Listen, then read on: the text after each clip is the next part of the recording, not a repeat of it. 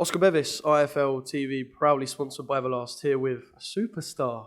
I told her she's hot property now. She's done a lot of interviews today. She doesn't believe it yet. Caroline Dubois, can you get used to this? A lot of media attention? I don't know. I don't know if people ever get used to it. It's crazy to be somebody that people want to talk to. Like, it's mad, but I'm just grateful and blessed that I have this opportunity. Obviously, everyone will know about yourself because of the second name, which holds a lot of weight in British boxing. Now, we haven't got too long, but I do just have to ask you, right? Growing up, not just with Daniel, because you've got other siblings who box as well, your dad's sort of boxing mad. Was it inevitable that Caroline Dubois was going to put the gloves on? Probably it was. I just never realized it. You know, I suppose God has a plan for everybody, and I'm just blessed that it was me that got picked for this plan and to be a part of it. I suppose in my family saying it like that, maybe it was inevitable. Maybe it was already written in the stars, who knows? And I'm just grateful that I've got this opportunity and I can fight, so it's good. Well, you can certainly fight, and we'll talk about sort of your amateurs and what's to come in the pros in a little bit. But I want to know about growing up in a household like that. Like, I think everyone will presume that you guys would just spar from like a young age. You would just start beating the hell out of each other. Is that kind of how it went in the Dubois household? Obviously, my older brother, he was the first of the many. You know, I got my little brother Prince, who's amazing. My little brother Solomon, and he's coming through. It's crazy, but it's a good thing we're so different apart in years that we never really had the opportunity to fight each other all the time. It's probably me and Prince a little bit more, and then Solomon and Daniel got left out a little bit. But yeah, me and Prince, we had a few rounds. You know, we worked together, we trained together, and it's so good being in a gym where your brother, you look around, your brother's there, and you look to your other side and your brother's there. So it's good we support each other. I think it's kind of a good job that no one was trying to spar with Daniel, because I can imagine he probably would have done some damage back there. He would have been evil. He's an evil kid, so don't know. No, he's good. You know, it's crazy. I suppose, you know, he's a good fighter, and he's always got that discipline, and he's always training, so it's good. Well, you just called him evil, so I'm going to send him that little bit now. No. So I'm going to cause some Dubois family trouble. No, even in the ring, outside, he's as gentle as could be. He is a gentle giant, Daniel. In terms of you sort of going and boxing competitively, obviously you get into boxing, you train. Was there like a point in your life when it might have clicked for you, perhaps not your dad or your trainers, but it clicked for you that you realised, right, this is actually something I can make a living out of now rather than just as a hobby? Definitely. I remember the first time walking into a Repton Amateur Boxing Club. I was 9 years old, and it was the first gym I've ever been to, the first time I ever went to a boxing club. And I remember walking in, the smells, the sounds, the seriousness, the atmosphere, and I thought to myself, how could anybody not want to box? That was the first thought that came to me, and I'm so happy that I had that thought, because, you know, I really enjoy what I'm doing. I'm enjoying, you know, fighting, and I'm enjoying every second of it. So it's like that saying, you know, if you enjoy what you do, you never work a day in your life, and I'm just blessed. Obviously, women's boxing's thriving now, but when you would have first walked into a gym, it would have been thriving in this country, but obviously it's been building and building over the last few years. A lot of people might think that walking into a gym as a young girl, you'd be intimidated. Was there not like a single drop of fear? No, I wouldn't say so. I suppose when you're young, you're not afraid of anything. So when you get older, that's when limitations come to you. But when I was young, you know, my dad saying you have to say your name's Colin, you have to spar boys. It was like, okay, no problem. What's next? But as I get older, I realized how serious it was and how much of a big thing it was that I did that. And my dad stuck by me and helped me. So I appreciate it a lot more as I've got older and wiser and realizing how things were. You know, it would have been easy for him to say, women don't box, people don't accept female fighters. I've already got 2 sons, you know, fighting. Why should I bother with this one? But he didn't, and I'm grateful for that. So it's a good thing. I do have to pick that apart. You have to call yourself Colin, and you have to spar with the boys. Talk to me about that sort of experience in general, because I have to pick that apart, because that is quite unique. I suppose so, but, you know, a female fighter journey, I think it's always going to be a little bit different for the males, you know.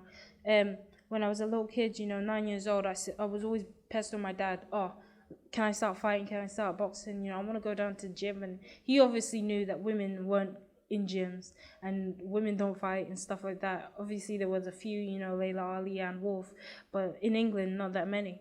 So he when I was telling him what I wanted to do, he was saying, yeah, I'll take you next Saturday. I'll take you Saturday.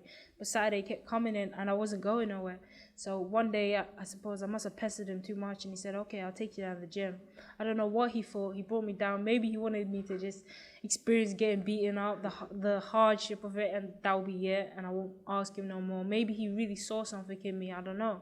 But when I went down to the gym, and I first sparred, I remember he was so proud, he was smiling, and he was like, wow, you're something special, and he stuck by me ever since. Well, that's something special led. I know there'll be a lot in between, but that's something special led to you representing Great Britain. And I suppose as an amateur, that is sort of the pinnacle, representing your country and doing your country proud and going to an Olympics as well. Just that whole experience, if you can, in the short time, you've got to sum up what that meant to you.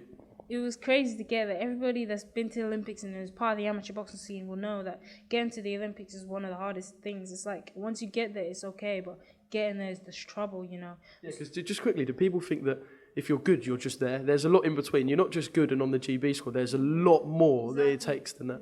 There's so many aspects. When I got on the GB team, there was 5 girls on the team who were already older than me, more experienced, been to these tournaments, and I had to go and overtake all of these girls. You know, every day walking into the gym, there's a lot of competition. It's so competitive, up and shuffled.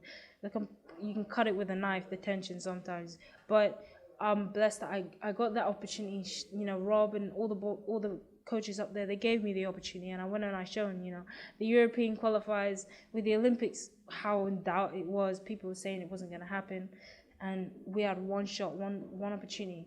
And because I never competed before, I would have not had any opportunity at all. So going to the Europeans, it was it, you know, it was it or nothing. So I went and I qualified first time round. That was pretty cool. Going to the Olympics on the biggest stage, fighting in front of everybody. I remember me and Charlie, the girl I always share with, we were walking around the village, pinching ourselves, saying, oh my God, we're actually at the Olympic Games. It's crazy. It was a mad experience. But to be honest, I'll be lying if I said I was proud of what I achieved, you know.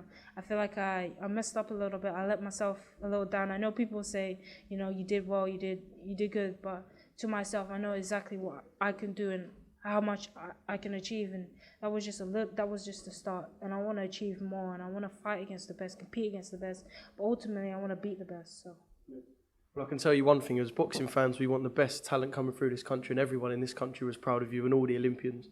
And I think you guys, I know you said you wanted to achieve more, but you should know that everyone in this country was proud of what you guys done. Quick one, the pros. It was inevitable. You're on a big platform now, and you're turning over at lightweight.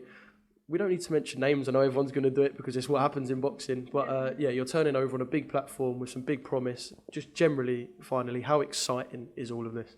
I'm so excited, you know, I'm a part of it now. You know, I'm in the midst of so many elite fighters. You know, we got the Terry Harpers, like you said, we don't need to mention names, but the names are out there. They speak for themselves. Terry Harper, you know, Maeve Hamadushi, Michaela Mayer, Katie Taylor, the list goes on. And I'm blessed that I'm in a division that is honestly so stacked with ability, quality, and talent, and I'm right there. I'm up there. You know, even though I haven't had a fight yet and I haven't competed yet, I know it won't take me long to start being up there and competing against the best. And that's what I want to do. I want to be amongst that level. I want to be in that buzz, those kind of fights. So, yeah. We've already got one monster Dubois in the pros. Have we got a second? You know, action speaks for themselves. You know, as if you see me, you tune in. You like what you see, you tune in for the next one. And I feel like I'm gonna go out there. I'm gonna put on a show. And it's just about, you know, what you like, and I hopefully, you know, I impress a lot of people, and that's always what I intend to do.